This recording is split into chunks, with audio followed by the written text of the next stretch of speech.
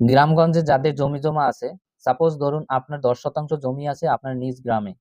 আপনি সেখানে ঠিকমতো যান না, জমি-জমার খোঁজখবর ঠিকমতো রাখেন না। আপনি দূরে কোথাও বসবাস করছেন, অথবা ঢাকায় অথবা অন্য কোথাও বসবাস করছেন।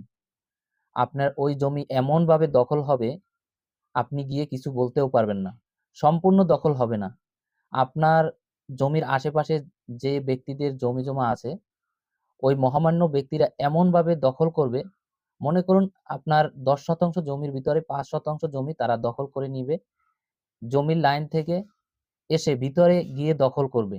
আর এমনভাবে দখল করবে, আপনি যখনই তাদের কাছে বলবেন যে আমার ১০% জমি ছিল, তোমরা আমার এই জমি দখল করছো এবং আমি এখন মাপ দিব, মাপ দিয়ে আমি আমার জমির পুনরায় দখল নিব। তখন শুরু হবে বিশাল গ্যাঞ্জাম, মারামারি, এমনকি মামলা পর্যন্ত এই জমির জন্য হয়ে যেতে পারে।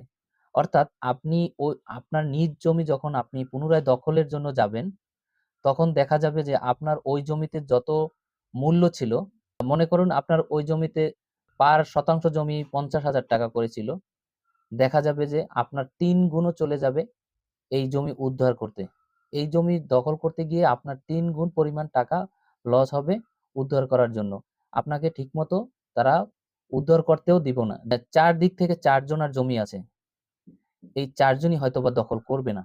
হয়তোবা ২ জন করলো, ৩ জন করলো অথবা ৪ জনই করলো। কিন্তু এই ৪ জনই আপনার বিশাল দুশমন হয়ে যাবে, আপনার বিশাল শত্রু হয়ে যাবে।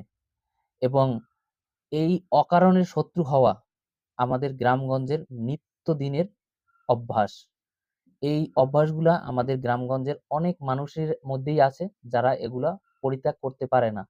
তারা অন্যের জমিকে নিজের জমি বলে মনে করে। যখনই তারা দখল করে নেবে, তখন তাদের জমির প্রতি এমনভাবে মায়া তৈরি হয়, তারা ওই জমি তারা ছাড়তে চান না এবং ওই জমির যে আসল মালিক তাকে কখনোই ফিরিয়ে দেওয়ার এই সৎ সাহস তারা করেন না। আপনি আপনার নিজ জমি ফিরে পেতে তাদের কাছে বলবেন, কিন্তু তারা আপনার শত্রু হবে এমনভাবে যে এই জমি যদি আপনার তাদেরকে ফিরিয়ে দেওয়াও লাগে, তারপরও তারা বিভিন্নভাবে আপনার ক্ষতি করার চেষ্টা করবে, বিভিন্ন উপায়ে। সেটা হতে পারে সামাজিক উপায়ে, সেটা হতে পারে আর্থিক উপায়ে, বিভিন্নভাবে আপনাকে ক্ষতি করার চেষ্টা করবে তারা।